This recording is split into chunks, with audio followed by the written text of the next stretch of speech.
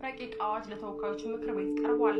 ዛሬ ለምክር ቤቱ የቀረበው ረቂቅ ለህዝብ ጥቅም ሲባል የመሬት ይዞታ የሚለቀቅበትን ካሳ የሚከፈልበትና ተነሾች መልሰው የሚቋቋሙበትን ሁኔታ ለመወሰን የወጣውን አዋጅ የሚያሻሽለው መሆኑ ተገልጿል። ለህዝብ ተወካዮች ምክር ቤት የቀረበው ረቂቅ አዋጅ ከ5 ዓመት በፊት በወጣው አዋጅ 3 አንቀጾች ላይ ጉልህ የሆነ ማሻሻያዎችን ያደረገ ነው።